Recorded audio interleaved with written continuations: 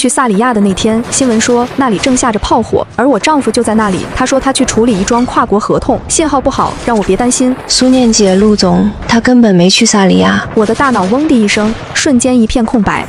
你说什么？陆总他一直在国内，5天前他就休假了。今天是江晚弟弟的生日，他在别墅里办了派对。我跟着撤侨的人流，在拥挤和混乱中被推搡着上了飞机。飞机起飞的那一刻，我看着窗外满目疮痍的城市，心中一片死寂。整整30个小时的航程，我滴水未进，不眠不休。邻座的大姐看我脸色惨白，好心递给我一瓶水，我接过来，却连拧开瓶盖的力气都没有。我的脑子里反复回放着江晚朋友圈里的那张照片，和陆哲远那只带着我送的手表，抚摸着另一个女人的手。飞机落地，我没有回家，而是直接打车去了陆哲远的公司。前台小姐认识我，微笑着说：“陆太太，陆总正在开会，您先去他办公室稍等一下吧。”我点点头，拖着灌了铅的双腿走向那间熟悉的办公室。推开门，里面空无一人。不知过了多久，办公室的门被推开，一阵高跟鞋的声音由远及近。我抬起头，看到了江晚，她穿着一身剪裁得体的香奈儿套装，妆容精致，手里端着一杯咖啡。看到我时，眼中闪过一丝惊讶。苏念，你怎么在这里？她像是女主人一样，随意地把咖啡放在陆哲远的办公桌上，姿态慵懒地靠着桌沿。我看着她，这个活在她过去7年的女人，这个如今又重新占据她生活的女人，声音沙哑地问：“陆哲远呢？让他出来见我。”江晚轻笑一声，像是听到了什么好笑的事情。他在见一个很重要的客户，你有什么事和我说也是一样的。他的目光在我身上扫过，从我满是尘土的鞋子到皱巴巴的衣服，最后落在我憔悴的脸上，眼中的轻蔑毫不掩饰。哦，对了，还没谢谢你。他忽然想起什么似的，拿起桌上的手机，点开一张照片，递到我面前。哲远说，别墅的装修风格都是你定的，确实很温馨，我很喜欢，以后那里就是我的家了。照片上是他和陆哲远在别墅卧室的自拍，陆哲远赤着上身，侧躺在床上，似乎已经睡着了，而江晚则亲昵地靠在他的肩头，对着镜头比了一个耶的手势。背景里那张床、那盏台灯，都是我跑遍了整个城市的家居市场一件件淘回来的。我的血一寸寸凉了下去，原来他们早已登堂入室，我以为的家不过是他们偷情的温床。让他滚出来！我再也控制不住情绪，猛地站起来，声音尖利的嘶吼。江晚被我吓了一跳，后退一步，随即脸上露出被冒犯的恼怒。苏念，你发什么疯？这里是公司。正在这时，办公室的门再次被推开，陆哲远走了进来。他穿着一身笔挺的定制西装，头发梳得一丝不苟。看到我和江晚对峙的场面，眉头微不可察地皱了一下。怎么了？他的声音低沉，带着一丝不耐烦。江晚立刻换上一副受了委屈的表情，走到他身边，挽住他的胳膊，柔声说：“哲远，我也不知道苏念怎么了，一进来就大吼大叫的，吓死我了。”陆哲远的目光终于落在我身上。你怎么把自己搞成这个样子？他开口，语气像是在责备一个不懂事的孩子。衣服都脏了，头发也乱糟糟的，成何体统？我的心像是被一只无形的手狠狠攥住，痛得无法呼吸。我穿越战火，九死一生，换来的不是一句你还好吗，而是一句成何体统。陆哲远，我一字一顿地叫着他的名字，用尽全身力气才没让自己倒下。我们谈谈。他看了一眼身边的江晚，淡淡地说：“有什么事回家再说，我这里还有工作。”回家？我们还有家吗？那个被他们玷污的地方还算是我的家吗？就在这里说。我坚持到，目光死死地盯着他。陆哲远似乎终于察觉到了我的不对劲，他安抚性地拍了拍江晚的手，说：“你先出去等我。”江晚不情不愿地松开手，走过我身边时，用只有我们2个人能听到的声音，轻蔑地哼了一声，不识抬举。门关上了，办公室里只剩下我们2个人。陆哲远松了松领带，走到办公桌后坐下，姿态放松地靠在椅背上，双手交叉放在身前，用他惯常在法庭上审视犯人的目光看着我。说吧，又闹什么脾气？闹脾气。我重复着这3个字，只觉得荒谬的可笑。我深吸一口气，将所有的情绪压下，点开江晚朋友圈的照片，放在他面前。这是什么？陆哲远看了一眼，脸色没有丝毫变化，甚至连眼皮都没抬一下。朋友弟弟过生日，一起庆祝一下，有什么问题吗？他轻描淡写的反问，语气坦然，得仿佛他才是占理的一方。朋友。我的声音拔高，几乎要破音。陆哲远，你管你的前女友叫朋友？你在我们的婚房里，在我去给你过的结婚纪念日当天，给你的前女友弟弟过生日。苏念，他的眉头皱得更深了，语气也冷了下来。我希望你理智一点，我和江晚只是过去式了，现在我们只是普通朋友，你不要无理取闹，把事情想得那么复杂。过去式？我气得浑身发抖。你的过去式会睡在我们的床上吗？你的普通朋友会让你抛下一切去给他庆生吗？你看到了。他终于正眼看我，眼神锐利如刀。对，我看到了。我把江晚给我看的那张卧室自拍也调了出来，狠狠摔在他面前。陆哲远，你还要骗我到什么时候？陆哲远只是沉默地看了几秒钟照片，然后缓缓抬起头，脸上非但没有一丝歉意，反而露出一种失望和疲惫的神情。苏念，你跟踪我？我愣住了。你派人查我，还是你在家里装了监控？他步步紧逼，语气里的指责越来越重。我们之间最基本的信任呢，就因为一张照片，你就给我定了罪。你知不知道你这样让我很失望？那一刻，我感觉自己像个跳梁小丑，他轻而易举的就将所有的过错都推到了我的身上。背叛的人是他，撒谎的人是他，可到头来，不信任、无理取闹、让人失望的人却是我。陆哲远，我看着眼前这个陌生的男人，心底最后一丝温度也消失了。我们离婚吧。陆哲远似乎没想到我会这么说，他脸上的不耐烦终于有了一丝裂缝。你说什么？我说离婚。我一字一顿的重复。我成全你和你的白月光，祝你们天长地久。说完，我转身就走，一秒钟都不想再待在这个令人窒息的地方。我拉开办公室的门，正好撞见等在门口的江晚。他显然听到了我们的对话，脸上是毫不掩饰的得意和挑衅。身后传来陆哲远的声音：苏念，你给我站住！我没有停，江晚却拉住了我。哲远，江晚突然开口，打破了沉默，声音娇滴滴的，带着撒娇的意味。你不是说早就想和他离了吗？怎么他自己提出来，你还不高兴了？陆哲远的身体僵了一下。别胡说！他低声呵斥道。我哪里胡说了？江晚不依不饶，声音更大了。你忘了你在床上是怎么跟我说的了？你说你早就受够他了，说他无趣、呆板，像个木头人。你说你这辈子最爱的人是我，等这次离了，就再也不分开了。陆哲远转过身，似乎想对我说些什么，可当他的目光触及我毫无血色的脸时，他愣住了。念念，别叫我打断他，我觉得恶心。回到家，我做的第一件事就是将所有属于陆哲远的东西打包扔进了储物间。我累得瘫倒在沙发上，偌大的房子空空荡荡，安静的可怕。接下来的几天，陆哲远没有回来，也没有联系我。我开始不受控制的反胃，吃什么吐什么，身体也日渐虚弱。我以为是从萨里亚回来后留下的后遗症，没太在意。直到那天，我在浴室里看到了一抹刺眼的红色，我慌了，我立刻打车去了医院。经过一系列检查，医生看着手里的报告单，脸上带着温和的笑意对我说：恭喜你，苏女士，你怀孕了，已经6周了。不过你最近是不是太劳累了，有点先兆流产的迹象，一定要卧床静养。怀孕了，我抚摸着自己平坦的小腹，一时间百感交集。我攥着那张 B 超单，决定等他回来，我要和他好好谈谈。然而我没等到他回来，却等来了江晚的又一次挑衅。他给我发来一张照片，是陆哲远躺在病床上的样子，他闭着眼睛，脸色苍白，手背上还扎着吊针。苏念，哲远为了你胃出血住院了，他那么爱你，你怎么忍心这么伤害他？你还是不是人？我看着照片里陆哲远那副为爱憔悴的模样，只觉得一阵反胃。他演戏演上瘾了是吗？紧接着我的手机开始疯狂响起，是陆哲远的那些朋友，还有我们的共同好友，一个接一个地打电话来指责我。苏念，你也太狠心了吧！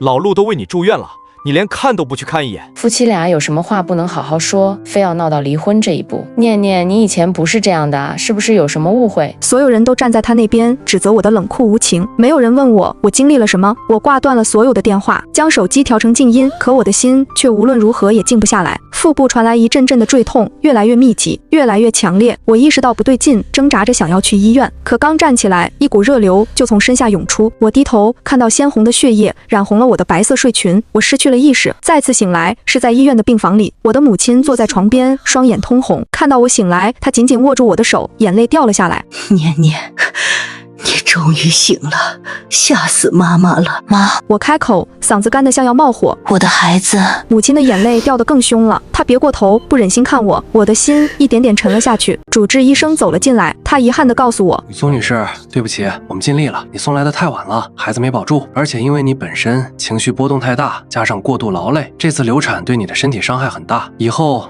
可能很难再怀孕了。很难再怀孕了，这几个字像一把重锤，狠狠砸在我的心上。我躺在病床上，睁着眼睛看着惨白的天花板，眼泪无声的滑落。陆哲远是在第二天的下午才出现的，他大概是演完了那出胃出血的戏码，终于想起了我这个不懂事的妻子。他推开病房门的时候，我正坐在床上看着窗外发呆，他手里提着一个果篮，脸上带着恰到好处的疲惫和歉意。念念，我来了。他走到我床边，想去拉我的手，我避开了。他有些尴尬地收回手，将果篮放在床头柜上，柔声说：对不起，念念，前几天是我不对，我不该跟你吵架，你看我都把自己气得胃出血了，我们别闹了好不好？跟我回家。他还在演，他甚至不知道他已经永远的失去了一个孩子。我没有看他，只是从枕头下拿出2份文件，递到他面前，一份是离婚协议书，另一份是我的流产诊断报告。陆哲远，我终于开口，声音平静的没有一丝波澜。签了它，然后滚出我的世界。陆哲远的目光落在离婚协议书上，脸色沉了下来。但当他看到下面那份盖着红色印章的诊断报告时，他的瞳孔猛地一缩，他拿起来一个字一个字的看下去。孩子，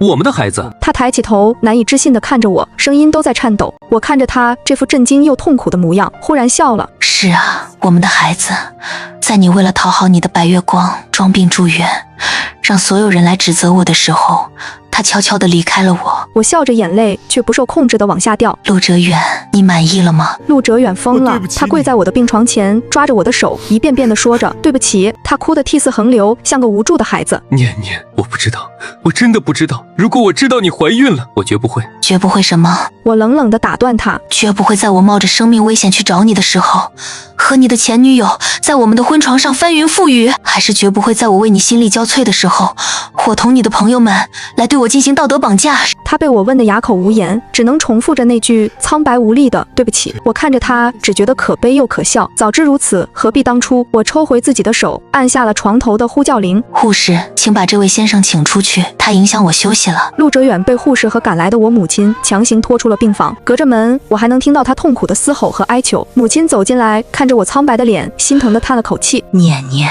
要不……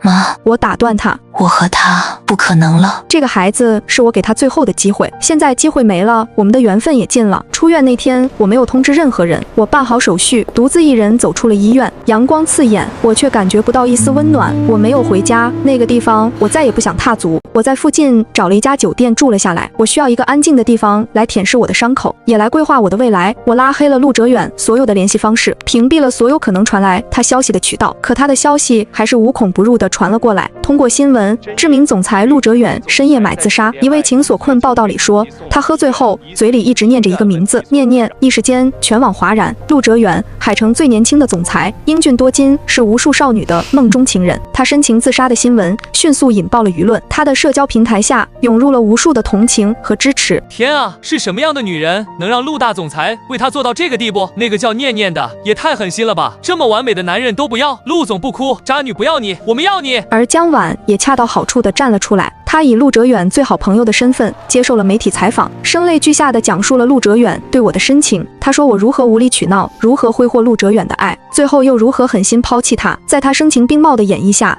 我成了一个不知好歹、嫌贫爱富的拜金女，而陆哲远则成了为爱痴狂的悲情男主角。一时间，我成了全网公敌，我的个人信息被扒了出来，电话被打爆，社交账号被无数的辱骂和诅咒淹没。我看着手机上那些不堪入目的言论，心脏像是被泡在冰冷的盐水里，又涩又痛。这就是我爱了10年的男人，为了挽回我，或者说为了维护他那可怜的深情人设，他不惜将我推到舆论的风口浪尖，让我承受千夫所指，多么可笑！在我被网暴的最厉害的时候，我的母亲来了，她风尘仆仆地赶到我住的酒店，看到我憔悴的样子，眼圈一下子就红了。念念，你受苦了。他没有像我想象中那样劝我回去跟陆哲远和好，他只是抱着我，轻轻拍着我的背。妈，对不起，让你担心了。我在他怀里终于卸下了所有的伪装，像个孩子一样哭了起来。哭过之后，我把所有的事情原原本本地告诉了他，从萨里亚的谎言到江晚的挑衅，再到那个无辜流逝的孩子。母亲听完沉默了很久。她原本是一个传统的女人，总觉得夫妻之间床头吵架床尾和，男人犯点错只要肯回头就该给他一个机会。可这一次她看着我，眼神里满是坚定。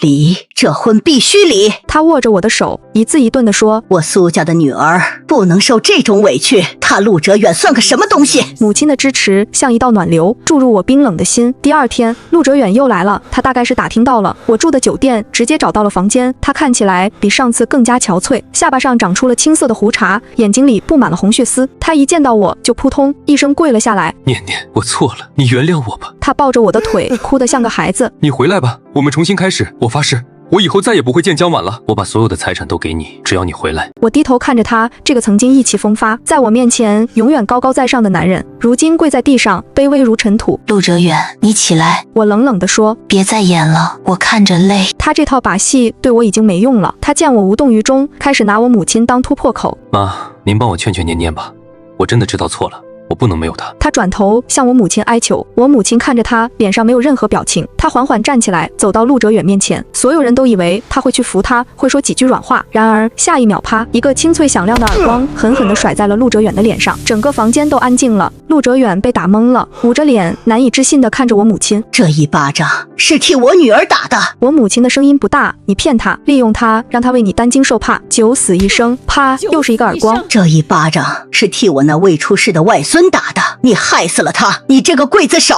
陆哲远，你听好了。我母亲指着他的鼻子，眼中是前所未有的凌厉。从今天起，我女儿苏念和你再无任何关系。你要是再敢来骚扰她，我就是拼了这条老命，也要让你身败名裂。说完，他拉开房门，指着外面厉声喝道：滚！陆哲远彻底傻了。他大概从未想过一向温和的丈母娘会对他动手。他捂着红肿的脸，踉踉跄跄地站起来，失魂落魄地走了出去。门关上的那一刻，我看到母亲坚强的背影瞬间垮了下来。她捂着脸，无声地啜泣。我走过去，从身后抱住她。妈，谢谢你，谢谢你让我知道，在这个世界上我不是孤身一人。谢谢你给了我斩断过去的最大的勇气。陆哲远的自杀大戏并没有因为我的不回应而落幕，反而愈演愈烈。他在医院休养了几天后，又开始新一轮的挽回表演。他每天都会来我住的酒店，楼下风雨无阻，有时是捧着一大束玫瑰，有时是拉着念念我爱你的横幅。他把自己塑造成一个被爱人抛弃的痴情浪子，引来了无数路人的围观和同情，甚至有媒体记者天天守在酒店门口，试图采访到我这个铁石心肠的女主角。我不堪其扰，只好换了一家更隐蔽的酒店。我开始找工作，大学毕业后我就嫁给了陆哲远，做了7年的全职太太。与社会脱节太久，